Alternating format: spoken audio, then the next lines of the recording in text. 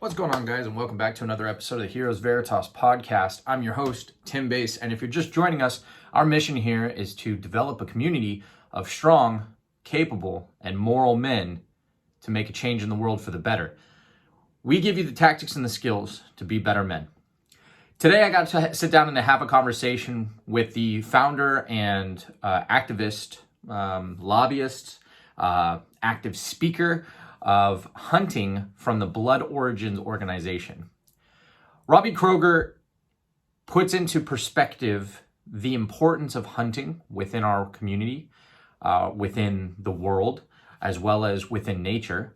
He also looks to redefine the perspectives as non-hunters and anti-hunters of how we approach hunting as a society. We get into some really cool topics here. Obviously, we talk about his organization. We talk about hunting. We talk about humane practices. We also talk about some archaic practices that are just misunderstood.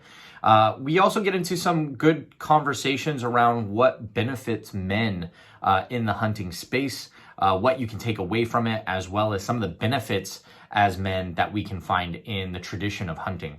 So really hope you guys enjoyed this. A couple announcements before I turn it over to the interview. If you made it out to the Accident Ales this last Friday, thank you so much. We had an absolute blast. Great conversations around what we're trying to accomplish were had, and we hope to see you at the next one that we'll be scheduling and figuring out frequency on Axes and Ales moving forward. Second, we are coming up quickly to the May 7th through the 9th 3-day camping trip for men.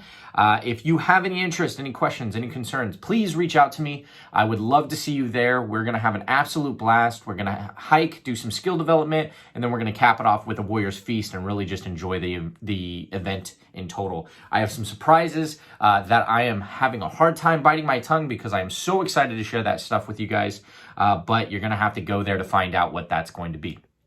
Without further ado, Robbie Kroeger, Blood Origins.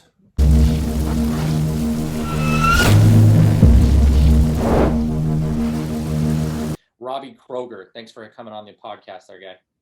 No, I'm humbled. Thank you, Tim. I'm always humbled when someone asks us to talk about what we do and why we do it. And so I'll never turn anyone down, whether you have one person listening to you or thousands of people listening to you. So fantastic. We're firm believers over here of the one makes a big difference too. So really appreciate that. So I found your Instagram page through the rabbit hole of kind of my own curiosity, getting into survival, getting into hunting, things of that nature. Now I'd like for you to kind of explain what Blood Origins is, what it's trying to accomplish in your own words, and then we'll go from there. Yeah, I appreciate that. Blood Origins simply is, we have a mission statement that is conveying the truth around hunting. Like so much in this world today, things like hunting is driven by perception.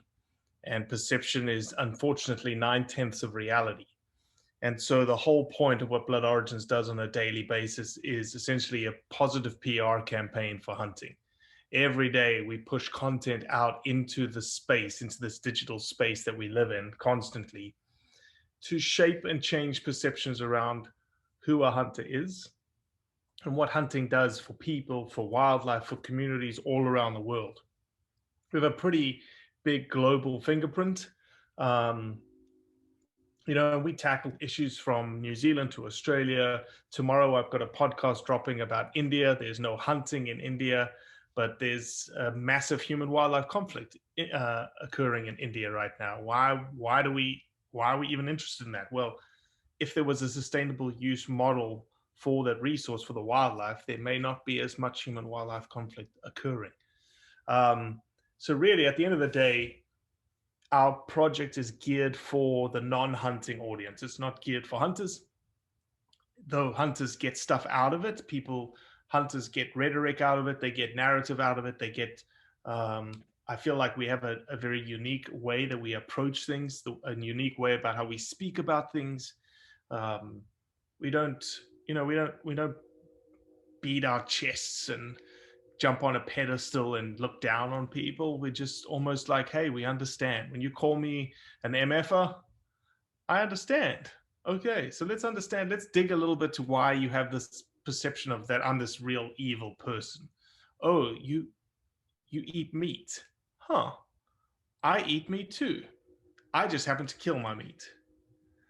You happen to pull it off a grocery store shelf. Is there a difference at the end of the day?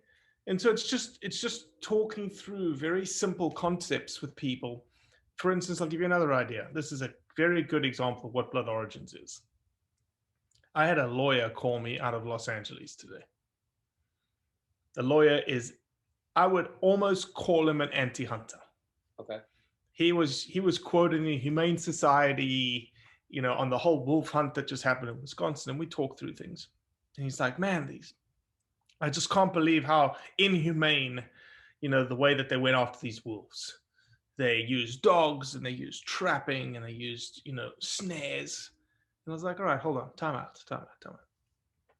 What's inhumane about those practices? You tell me. And he explained. And I said, well, he said that the dogs were terrorizing the wolf.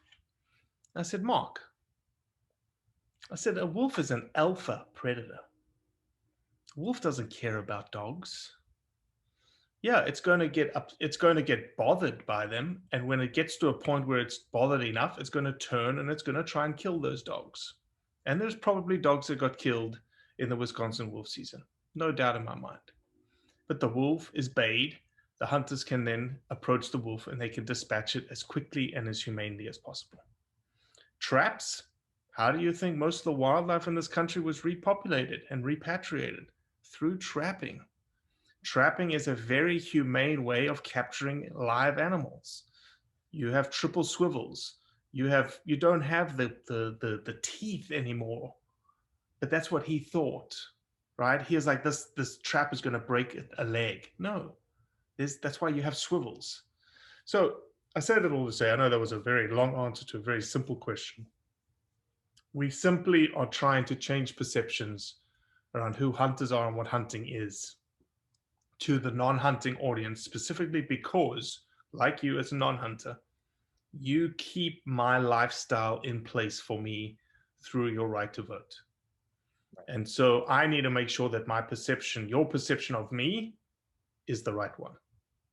And I think even though you got a little bit lengthy in the explanation, I don't think it is a simple answer, right? Like it is a simple question, right? It's not complex.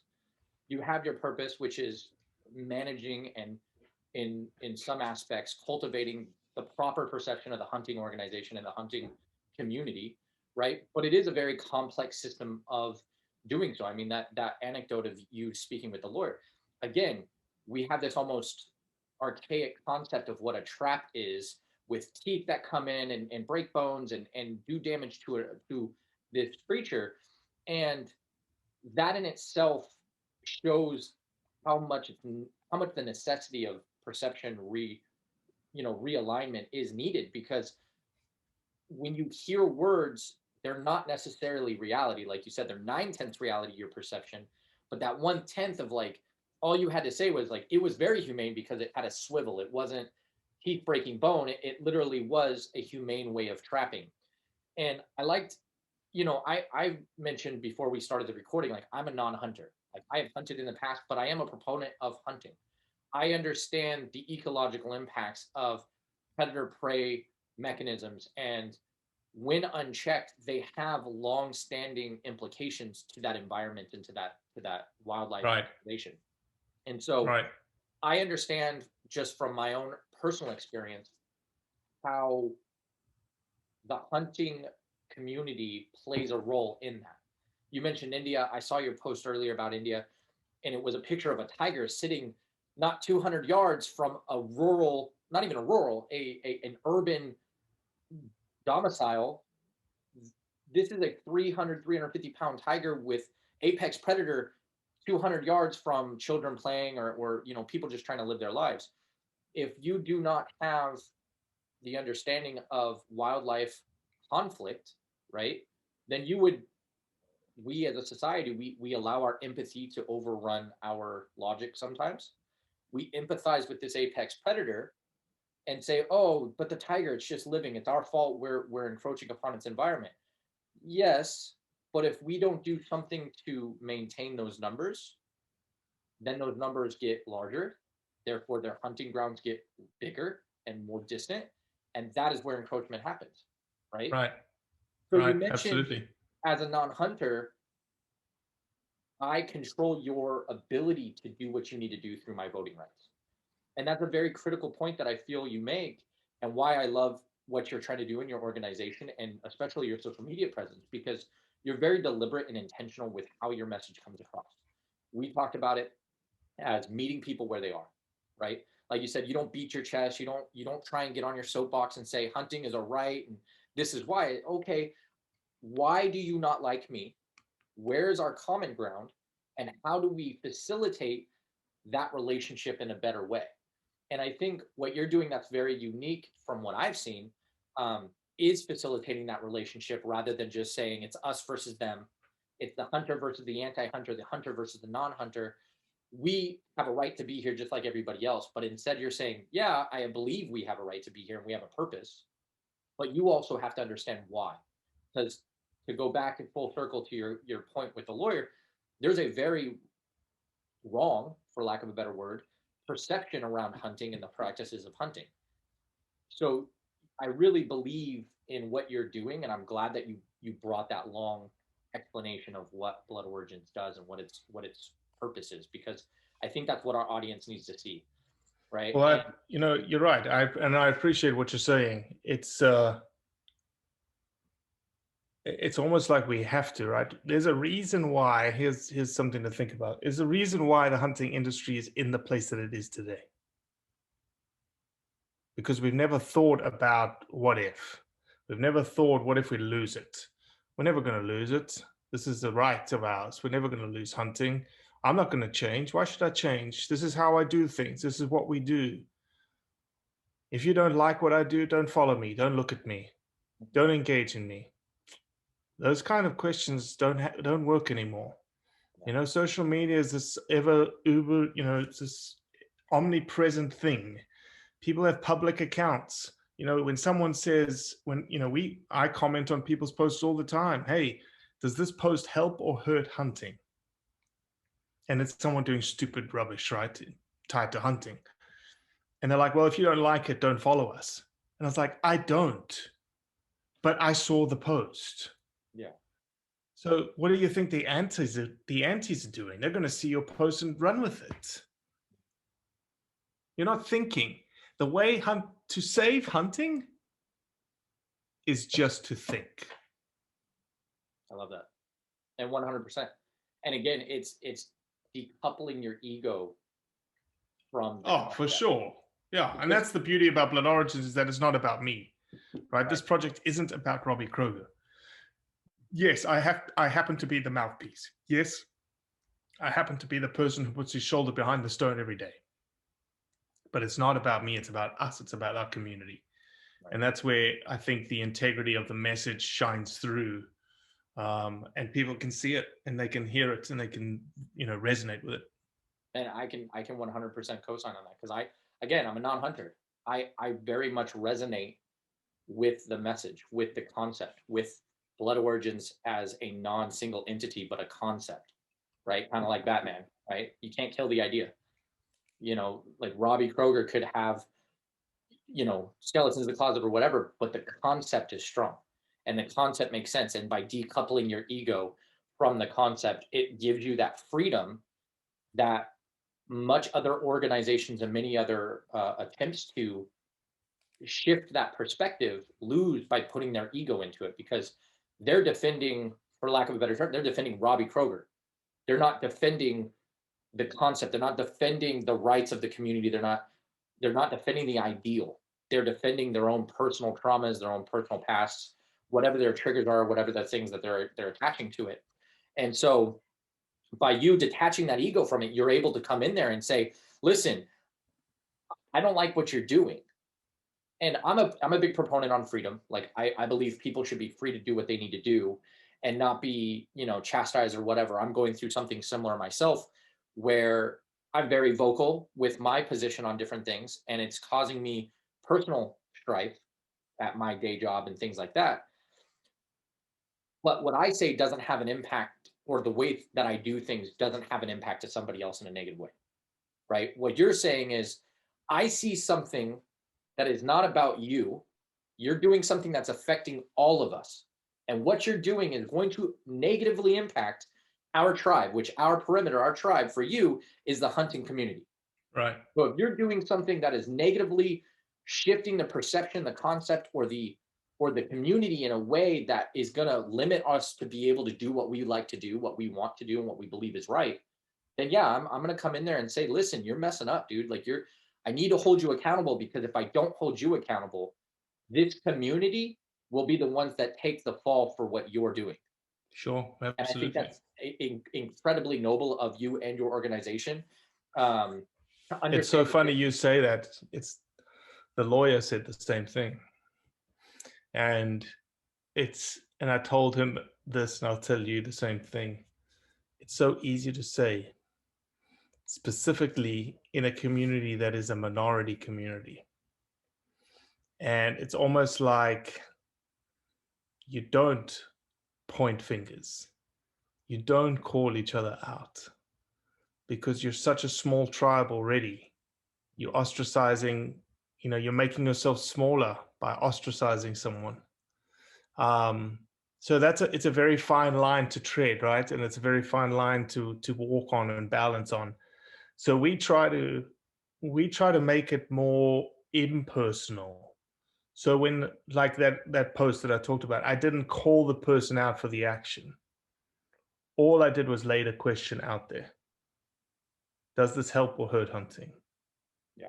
I didn't answer it. I just laid it out there. And And it's a so question, right? it's a challenge question. And it's also, here's the other thing that a lot of people forget about in social media. I don't particularly worry about the people who engage with us. I worry about the people who are watching us. There's probably 100-fold more people watching you than engaging with you. And when you make a post like that, when I put a post onto that saying X, they see me and they see my fingerprint and what I say and how I say it. And that's going to have influence in my tribe. That's going to have influence in my community. It's also going to have influence in people that are like you, that are non-hunters, watching a hunter interact like that and go, huh, I never knew those guys thought like that. Right. And that's a huge transition to kind of why I started Heroes Veritas.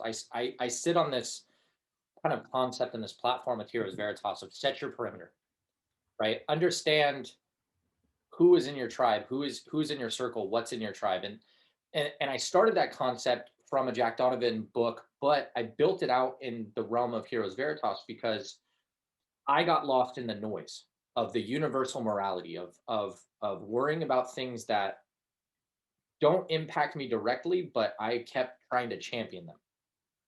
And I wanted to teach people, specifically men, how to set their filter system based on setting the perimeter on the impacts of who and what you care about. Now, it can be as big or as small as you want it to be. In your instance, your perimeter is the hunting community, right? So that's a pretty large, though niche community, it's a pretty large community. Mm-hmm. And so the part about setting your perimeter is you start to understand that you're no longer looking much like your challenge question to say, hey, you person are doing something wrong. That's not how the morality of your tribe works. You merely say, you need to think about the actions that you're incurring and the consequences you're incurring through your actions of the tribe you are saying you align to. And that's a good correlative to the way masculinity works and the way men should work as well. Is it's not about right or wrong. What am I doing is right or wrong. It's about what am I choosing to do and how is that going to impact the people that I care about, that I set my perimeter to, my tribe, right? Yeah, you can go and be that guy who posts the thing that puts a bad light on hunting. You could be that guy. Right. That's your choice. That's the freedom of your choice. Right. But if you're not critical of yourself and analyzing how does this impact short term and long term my tribe, the people that I want to adhere to, the people that I hold honor to, then you are in turn no different than the people that are challenging to break down your tribe. You are giving them the ammo, giving them the weapon Oh, and there's to no doubt. deliberately attack your perimeter. Yeah, And there's no doubt. Right. And so like that's one of the reasons I really wanted to have this conversation with you, because that correlative alone of how you're approaching hunting is exactly how I see men being able to establish themselves within their honor system, within their tribe. Of, I'm not here to tell you how to do it. I'm just here to challenge you to think, what is it going to do to your tribe? What is it going to do to your perimeter to make these choices that you're making? Yeah, I think you're spot on. I've also one of the things that I've said before is the downfall of hunters is not going to be anti-hunters. The downfall of hunters is going to be hunters. 100%. And the hunted on hunter hate is absolutely ludicrous. It's actually quite sad at times. All spurned around jealousy, but it's sad. But putting it in the context of who you are, in terms of masculinity, it's something that I don't think we'll ever get over because of this. Hunting is almost this primal exercise. It's born into our DNA. It comes from us. It's part of our blood origins. Okay. You just have to look back maybe a generation, 2, 3, 4, and your tribe, your family were hunters. If they weren't hunters, they were gatherers that relied on hunters to survive. And as such, hunters were revered. Hunters were the king dingalings of the tribe. They had the highest level of the class system because Yeah, they're the ones that made the biggest risk and also brought in the food. yeah. And so you think the hunters coming back to the tribe. Hunter A brings back deer A. The tribe goes, oh, this is a wonderful. Hunter B brings back a much bigger deer, and Hunter A is forgotten about because Hunter B now is the king, and he gets all the ladies and he gets the best cuts of meat and whatnot. And essentially, that's what life is like for a hunter today. It's just manifested itself in social media. Right. That you're posting the biggest picture with the biggest buck, with the biggest, the baddest way to kill it kind of deal. And it's this sort of, it's this competition, it's this contest. And then the hate comes. Oh, that was a high fence deer. Oh, you didn't kill that. There's no way you killed that. They have to devalue the kill so that they can feel better about the fact that they didn't get the kill. 1000%. It's all about devaluing that situation to make myself feel better. Yeah. And that's exactly correlative to masculinity. Like, that space is such a, I like to say that there's noble competition and there's ignoble competition, right? Your noble competition is going to be the guy that has he comes in with deer A and it's smaller than the guy that comes in with deer B. And instead of going to the guy and going, man, like, you did that wrong, you hunted wrong, you used poison, or you used this, or you used that, he goes to him and goes, you know what, congratulations, but next time I'm getting a bigger deer. Mm-hmm. And then it becomes healthy camaraderie based competition, as opposed to ignoble competition, which is that jealousy and that spite and that inadequacy. And the reason that I started Heroes Veritas is I found in my own anecdotes, in my own readings, that a lot of that ignoble competition comes from a lack of guardrails on masculinity. They've never been initiated into manhood, so they're looking to all the wrong places to validate themselves as a man. And so, like, to use the anecdote of hunting, like, if I was initiated into a man, I know that today wasn't my day. I got the lower deer, but that doesn't mean I'm not going to get the bigger deer next time. And then it challenges me to be better. And I look at it as a challenge to go and become the better hunter, the bigger man. Right. If you're not given the guardrails of masculinity, you start to feel resentment towards people that are doing better than you, as opposed to seeing it for what it is, which is they're doing better for me now or than me now, but I'm challenged now to go and do better for myself. And so that's why I started Heroes Veritas, is that exact sentiment of that jealousy, that infighting, that spite and resentment. It's unnecessary. Mm-hmm. Oh, no, it's certainly unnecessary in the hunting community. And it's born from that idea that they don't understand, or they've never been taught, or they've never been guided in the right way of, how do you take a loss? How do you fall? How do you fail? How do you move forward from a failure? And I would argue that a near miss is so much harder to bounce back from than a hard fail, right? Like the guy that comes back with no deer versus the guy that came back with just a smaller, just like a little bit like 10 pounds smaller deer. Like that's a harder thing to bounce back from because you have that moment of hope of like, yeah, look at what I did. I got pride. I brought back this, and then somebody comes in with just a slightly bigger deer, and now you're like, well, that was, you know, how do you roll back from that ego boost, that serotonin drip of like, oh yeah, I'm the big dog, I'm the big dick on campus, get knocked down a peg to then roll that into, you know what, good job, you know what, good job. And that's the difference, in my opinion, from noble and ignoble competition. And unfortunately, where we are today with social media, as you put it, and as we see, that instantaneous gratification, that highlight reel that we live in, that overstimulation of, or stimulus overstimulus of that dopamine hit of like, yeah, people like what I'm doing, it robs us of the ability to be noble competitors because we start to get to that place where we want to win for any reason. We want to be the big dick on campus for any reason whatsoever. And we start to rob ourselves of the principles and the values that are required to be truly that big guy on campus, to be the one who truly wins, because we just want to win at all costs. Mm-hmm. And personally, I find that that comes from a lack of masculinity because we're trying to overcompensate for a validation, external validation from somebody else. Right. And so in the hunting community, you have a very masculine community. Even women that hunt agree that the hunting community is, of, like you said, a lot of chest beating, a lot of ego, a lot of, for lack of a better term, overcompensation to be the best. They will do it to any means necessary, whether that's devaluing somebody else's hunt, removing somebody else from the community, ignoring the wins and the virtues of another hunt. And I do believe that that's born from they're seeking the hunting community's validation that they are good. You're a Oh, great hunter. 100%. Instead of feeling like, 100%. hey, I nabbed a really good hunt, that was an amazing hunt, I'm happy with my abilities, like, not saying I don't have room to grow, but I'm happy where I'm at, time to grow.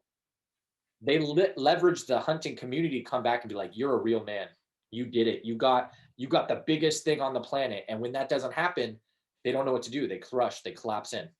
And that's where all that devaluing hunts and, kind of subversively and passive aggressively trying to rob them of the grace of that hunt, of whatever they got, their kill. Well, it's almost like to the point where today, not many people post pictures of does that they kill or small bucks that they kill, kind of thing, because they're worried about embarrassment, right? They're worried about some idiot coming on and posting and saying, I would never have killed that.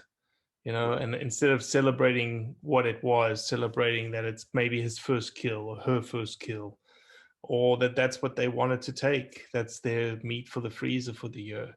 Or it's just like that was the thing that they wanted to take. Doesn't matter. Trophy size didn't matter. Antler size didn't matter for them. And just celebrating the fact that they're a hunter, Right. celebrating that they're a part of this tribe, celebrating that, hey, they happen to explain the context behind why they did what they did. That it was about the adventure, it was about the food, it was about all of these things that we know hunters to be and hunting to be a part of. And that should be celebrated. Instead, we have, morons that come in and, as you said, chastise them and make them feel embarrassed, and they'll never post a picture like that again. And maybe not hunt again. I mean, I've admittedly, I didn't get into hunting because I didn't want to look like the noob that didn't know how to hunt historically. Yeah, Like there's now, definitely a high barrier of entry yeah, into someone coming into the hunting space.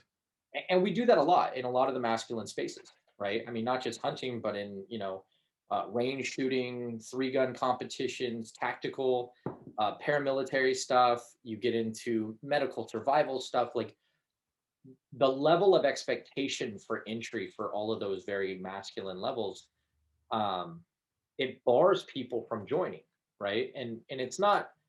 I'm not trying to say like, hey, lower the bar so that it can be more inclusive, but at the same time, to your point and the goal of Blood Origins, if you want people to buy into your ultimate goal and you want people to buy into your practice as being a positive practice, then you don't want to ostracize people by making them feel ashamed when they try to endeavor to understand.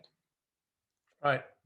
And that's ultimately what happens when you have people that it's their first kill and they got a small doe, or they got something that wasn't very big, but they're super proud of it. And then you have some guy who's been hunting for 20 plus years, been a family tradition for multiple generations, and he chastises them. They're like, well, why the hell did I just try this? Mm-hmm. you know Mm-hmm. so that's why I really love what you're doing with Blood Origins, because it does create a realm of, not understanding, but a realm of at least conversation that's safer for somebody who doesn't understand. Or it's a challenge place. It's a challenge space that isn't overly brutish within that space, so it allows people to feel more comfortable to challenge that norm of like, okay, well, why do we do hunting this way? If I was interested, how do I get involved, so on and so forth. Well, I think it's also a more nuanced space, that there's a lot of people out there, I believe, that are deeply interested in understanding why someone hunts or why should I hunt. And our space allows for that sort of thought exploration exercise, which allows them to see people hunt for various reasons. That's the whole, foundational core of Blood Origins. It's the content of someone's why, to why they hunt. Why did they get into it? What drives them? And, we've probably published 40, 45 episodes thus far.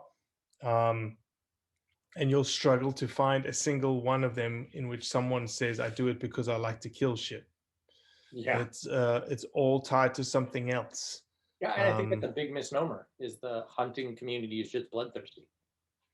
well, that's a very interesting perception, and it's an assumption that we have backed up with data to be untrue. So if you take, I'll give you an example. This is classic what we do. We step outside the box and we think about a problem from a different direction. And so the biggest hunting population in the world is Americans, about 11 million of us. The biggest game species that on hoof, because somebody's corrected me and said dove is a bigger game species than white-tailed deer. That is true. But white-tailed deer, a population of about 30 million in the United States. When you did a survey of license holders, people who buy a license and go hunting, what is the percentage of hunters that then harvest a deer or kill a deer? The percentage is between 41 and 48%. So the data shows that less than half the people who hunt kill a deer. Now, don't get me wrong. It doesn't mean that we're shit hunters. Okay. It just means that there's people who buy licenses that never go hunting, but times get tough, lives get busy, they just never go out into the woods. But it also means, and when you go into Canada, the percentage is even lower.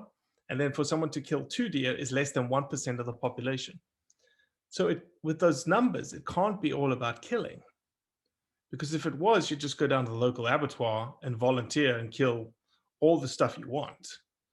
So there must be something else. There must be something intrinsically, there must be something else that makes people hunt. And that's all sorts of things, right? Being closer to your creator, spending time in the wilderness, getting alone time with your mind, traditions, heritage. Not many people do it for conservation, but there are species that need to be taken out for conservation purposes. That's one of the arguments that's pushed against us, is that, excuse me, we use the term a lot, hunting as conservation. The act of hunting typically is not a conservation act. It's a killing act. Let's be honest. The finality of hunting is killing. But the consequence of the action is conservation, because of the license fees and the excise taxes and population control. All those things that are the consequence of the action is not necessarily the motivation of the individual of why he's doing it. I'm not going into the woods specifically to conserve X. Right. Okay. So those are the kinds of things that we change, and those are the kinds of thought exercises we put in front of people on our platform. And non-hunters and people getting into hunting enjoy that. Yeah, and I think you guys do a fantastic job, and I like that intentional separation of, yes, we don't go out to conserve, but conservation can be, and historically and analytically has been shown to be a byproduct of responsible hunting. I also want to make sure that people understand that there are things out in the world, there are poaching and things that exist that are not responsible hunting. That's not what we're talking about. Well, hunting and poaching are completely so. Hunting and poaching are completely different things. Yep. Okay, it's not irresponsible hunting and responsible hunting. Okay, it's like I love this saying: calling hunting poaching is like calling shopping shoplifting. Ah, Okay, okay, you wouldn't call shoplifting the same thing as shopping. right. It's Therefore, different. be a irresponsible shopping. No, it wouldn't be irresponsible shopping. It's illegal, Right, right. right? Yes, thank you. Same as poaching. Poaching is illegal. Poaching is unselective. Poaching is indiscriminate. Poaching makes money. Right, Hunting, legal. Hunting, discriminate. Sometimes extremely discriminate. Hunting pays money into wildlife. It's very different. very different. Night and It's day. like shopping and shoplifting.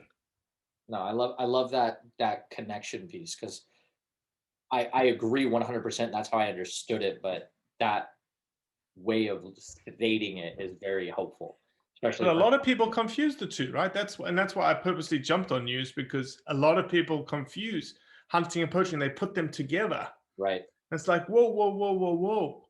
You know, there is worlds apart differences between those two things. Yes, 100%. I agree with you. Well, there's nothing to agree with. That's just facts, right? Like that is literally facts. It's just definition. Um, but I like the way that you intentionally stated that everybody has different reasons for hunting. But analytically and statistically, we know it's not bloodthirsty. We also know that while hunting as conservation is not directly true, it is a byproduct of that organization. Like you said, the money that goes into the fees, um, the selection process, how we do it, the seasons that we have, all of that is indirectly conservation. 100%. That's it. But it's just reminding people, and it's putting that concept out there differently. Is putting it out there in different message forms, infographics, hearing it from non-hunters. That's an extremely valuable perspective to have. So we may have to get you to send us a perspective video of. I'd be happy to. I love your content. I've spent a lot of time kind of going through the content, just because, and to your point from earlier, you mentioned, you wanted your content to give an entry for people who wanted to hunt, um, or have never thought about hunting, but maybe want to be engaged in hunting in a better way. And ever since I found your social media and listened to your content, it's got me thinking, like, I would like to participate in a hunt for my own skill set development, my own understanding. I'm a big person in putting your money where your mouth is, for lack of a better term. If I'm going to say I believe in something or don't believe in something, I need to know all aspects of that space. I can't just say, "Oh, I abhor hunting because, well, I've never done it and I'm uncomfortable with it." Like, that's not the way that we should be developing our positions on any topic.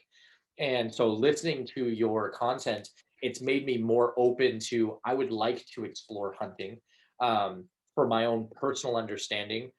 For me, it would definitely be more of a heritage skill based, that adrenaline of, like, I did something that I can be proud of. That would be why I would do it, not, oh, I just want to go kill something. Um, but I do want to change gears real quick, because we are coming up on 45 minutes. And I wanted Getting to, close to my bedtime. Yeah, exactly. I want to be conscious of your bedtime before we start having you nod off like an owl. So, so I did want to switch gears a little bit and more put it towards that space of my journey of like what I'm trying to bring to my audience of like masculinity and hunting. We've talked about it a little bit as we've gone through this conversation of the space in itself is um, kind of masculine by nature, right? It's built into generations back. It's built into our DNA of, the caste system, class system of hunter gatherer is very pronounced in our physiological and neurological makeup.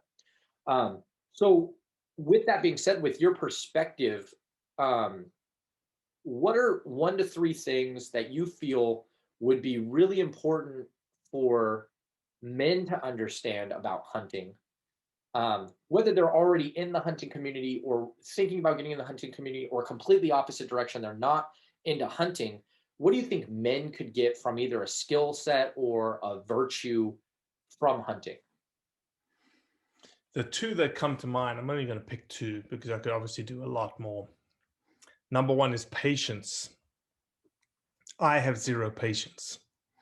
My patience wears thin. I've got two young boys. Um, I'm an alpha type personality in that um, my one of my biggest issues is not focusing, right? So I don't have patience for someone who I'll just, instead of getting down a rabbit hole, I'll just say patience is something that hunting can bring someone who has a problem with patience. Being able to wait on an animal, to wait on the right weather conditions, um, wait for the right shot, and that's tied to respect and ethos of what we do for wildlife. Um, Patience in the skill, patience that you're going to get better and better, and there's going to be traps and pitfalls. To me, that's one definite skill that comes with hunting. The second one ties directly with it, which is discipline.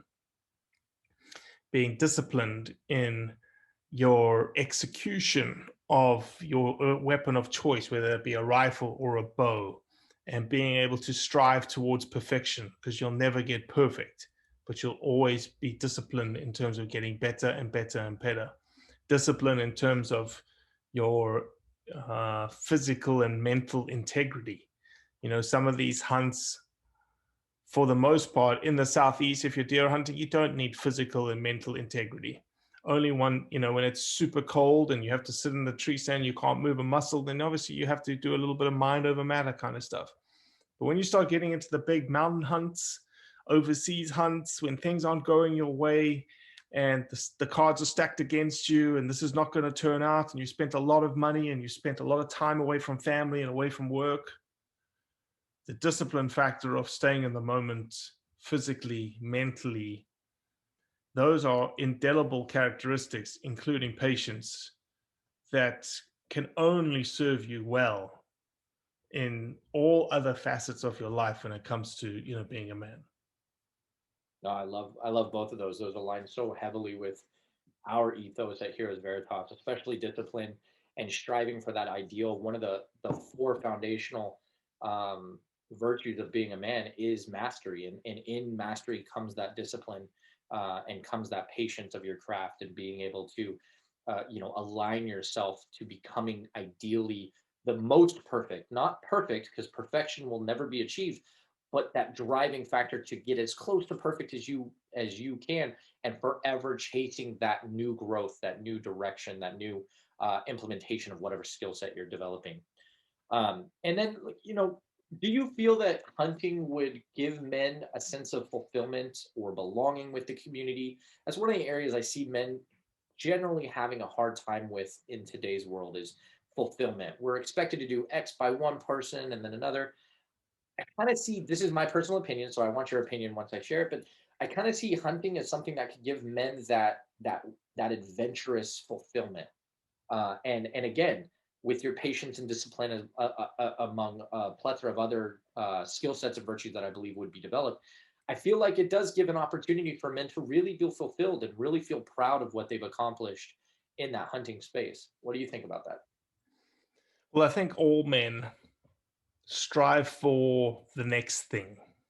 This thing, what's gonna drive my adrenaline next?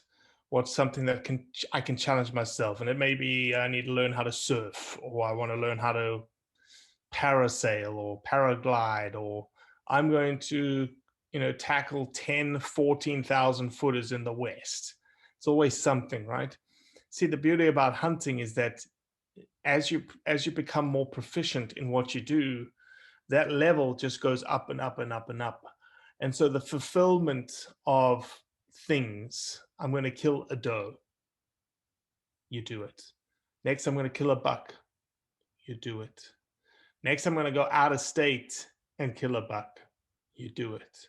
Oh, I'm really interested in maybe potentially going to Spain. There's a cool like mountain goat. I think I can go do that. You prep for it, you mentally prep for it, you physically prep for it, you go and you do it and you attain it. Okay, what's next? Oh, I think I need to go to Africa next. I want to go and chase like some dangerous game. I want to put myself in that situation. I want to know how if I could, I stand up to the baddest mofo on Africa, and he's got just as much chance of killing me as I do killing him. And I do it. And I think the other part of that is, to your first point, you can do it alone, or you can find a community to do it with. And the hunting buddy scenario, men finding each other and developing lifelong companionships happens all the time. And a lot of times the reason why we're seeing hunting decline is that the guy's buddy who's 67 years old, he died. And he doesn't want to go hunting anymore because his buddy's not there with him. So there's space right there to get and find yourself a buddy who you can go to the range with, that you go on travel together, you can go on trips together, you can experience all this thing. Because at the end of the day, it's cool to go do things by yourself, but it's so much cooler to do it with someone else, because then the storytelling is almost immortal in that they'll remember the things that you remembered, versus you coming home and explaining the story to someone who wasn't there and they're like, oh, that sounds great, welcome home. Yeah. Yeah. And I think there's two pieces of that, and then we're going to wrap up. But that I absolutely loved, and I think what you just said was extremely powerful. And I hope everybody that watches this episode really takes away from this what I took away from it is, as you progress, as you become more proficient, you become a victim of your own success, right? You have to grow in order to continue that fulfillment. And so then a dove, and then a deer, and then it just continues to grow. And life is very much like that, especially for a man. Life is very much like that. And to your point, we're always chasing something. And hunting gives a great correlative to life that allows you to develop a skill set that prepares you best for a man's life, which is, I may succeed, I may not. But if I succeed, I'm just going to move to another thing I got to succeed at. And so you can develop that grit and that perseverance through hunting, from my perspective, through hunting, that give you the tools to do that. And the second thing that I really want people to take away from that statement that you just said is the battle buddy, the hunting buddy, the other person.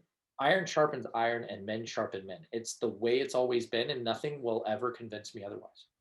A man can only initiate another man, and whether it's in hunting or it's in Heroes Veritas or it's in something else that you love and you find a community in, even if you find one other guy to share that with, it immortalizes those adventures. And through that immortal adventure, you will find fulfillment. You will find yourself through your buddy, and you will sharpen each other. You will grow each other. You will entice each other with the noble competition. Because when you love that other person, because it does end up becoming a platonic love, you want them to do better, but at the same time, you want to be better too. And so you continue to chase each other in a noble competition. You can be grateful to them and happy for them and proud of them at the same time wanting to beat them. And I think that in itself is very powerful for what you said. And I really, really want to respect your time. So I'm going to end it here, as much as I don't want to, because I absolutely love this conversation. you've brought so much content and value to this podcast in my perspective. I want to go hunting now. Like I want to now explore that Amazing. space more than ever. So job well done there. I now want to go on an adventure and find a hunting buddy and immortalize my Sure, need to do imagination, it. right? Is there any before I close out and give you kind of final statements that you'd like to make, where can people find you? I know I'll put it in the bio where I found you, but what's the best way people can connect with you? Yeah, Blood Origins, anything, right? Blood Origins on Twitter, Instagram, Facebook, YouTube. Google us, bloodorigins.org. You can't miss us. We're everywhere. Fantastic. And are there any big projects that you wanna bring up so that I can make sure our audience supports you in those? Yeah, I don't know when this podcast is going to drop. When is it going to drop? Probably. Let's see. We have one next week, and then I have another. So 3 weeks. 3 weeks. 3 weeks. So that'll be. Let me look at my. We'll be in the middle of a project. We're going to launch a project in Wyoming that is going to fully fund a program called Hunters for the Hungry. Okay. And that is donating venison to homeless shelters in Wyoming and underprivileged or underserved communities. So we'll be fundraising for that. But yeah, we've got plenty of projects coming down the pipeline. Obviously, thank you for being a supporter, Tim. I really appreciate that, you doing that. And if this resonated with anybody, please join us in becoming a supporter. It's a cost of a cup of coffee a month, and you get slapped in the eligibility for all sorts of cool prizes: knives, seasonings, discount codes, swag, hunts from all around the world. Yeah, thank you so much. I literally cannot thank you enough for joining us on the podcast. And again, if anybody took anything away from Robbie's statements and conversation with me today, I really do highly recommend supporting Blood Origins. Like you said, it's a couple bucks, $3-4 a day. A day. A month. A month. Sorry, a month. It's I literally. wish it was a day. We'll get there. We'll get you there. We just got to work towards getting the audience bigger, right? That's right. That's right. But I'm a supporter. I believe in what they're trying to do. Again, I saw your post about the project in Wisconsin. So we'll be dropping your podcast, this episode, probably the 29th of March or April. April 5th. So it'll be around then. So It'll be about midway through that project. So keep an eye on them. Go follow them, Blood Origins, on all the platforms, as well as bloodorigins.com. And any final statements for the audience before we go? If you have a perception around hunting, just open your mind and engage, and hopefully we can give you a little bit of new perspective on who we are and what hunting does. I'm not meaning to convince you. I just want to tell you the truth. Awesome. Well, thank you so much for joining us. And we'll definitely get you back on here in the future for thank you, Tim. Projects going on.